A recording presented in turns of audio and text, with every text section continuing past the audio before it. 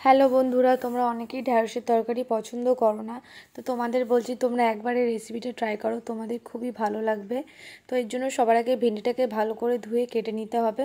আমি যেভাবে দেখিয়েছি ঠিক সেইভাবেই কাটতে হবে। আলু তোমরা তোমাদের পছন্দ মতো শেপে কাটতে পারো। তো তারপর আমি এখানে যে মশলাটা দেখেছি সেটা ভালো করে বেটে নিতে হবে। আমি এখানে রসুন, সরষে আর শুকনো লঙ্কাটাকে ভালো করে বেটে নিয়েছি। পেঁয়াজটা আমি বাটিনি, ওটা আমি ফোড়ন হিসেবে ব্যবহার করব। তারপর কড়াইয়ে তেল গরম করে সামান্য একটু হলুদ গুঁড়ো দিয়ে দিয়েছি যাতে না ছিটকায়। তারপর ভিন্ডিগুলোকে আমি এক এক করে এখানে দিয়ে দিয়েছি। ভিন্ডিটাকে বেশি ভাজার দরকার নেই, সামান্য একটু ভাজলেই হয়ে যাবে। তো ভিন্ডিটা আমাদের ভাজা হয়ে গেছে, আমি এখানে ভিন্ডিটাকে তুলে নিয়েছি। ভিন্ডিটাকে বেশি লাল করার দরকার নেই। এবার ওই একই তেলে সামান্য একটু পাঁচফোড়ন আর কেটে রাখা পেঁয়াজ কুচিটা দিয়ে দিয়েছি। পেঁয়াজটা যখন একটু বেরেস্তা টাইপের হয়ে যাবে তখন তাতে আলুগুলোকে দিয়ে দিতে হবে।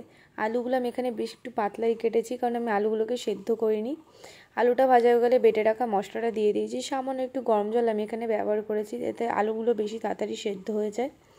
মশলাটা দিয়ে দেওয়ার পর আমি তাতে একটু হলুদ গুঁড়ো, সামান্য একটু জিরে গুঁড়ো এবং হালকা পরিমাণে লঙ্কার গুঁড়ো দিয়েছি যাতে ভালো কালারটা আসে। তারপর আমি একটুখানি লবণ দিয়ে দিয়েছি, লবণ আপনারা পরিমাণ মতো দেবেন। তারপর সামান্য একটু জল দিয়ে ফুটিয়ে কিছুক্ষণ পর আমি ভাজা ভিন্ডিগুলোকে দিয়ে দিয়েছি। ভিন্ডিটা দেওয়ার পর হালকা কিছুক্ষণ ফুটিয়ে পরিমাণ মতো জল দিয়ে নামিয়ে নিলেই তৈরি হয়ে যাবে আমাদের ভিন্ডির তরকারি। তো এটা আপনারা আপনাদের নিজের ইচ্ছা মতো পরিবেশন করতে পারেন।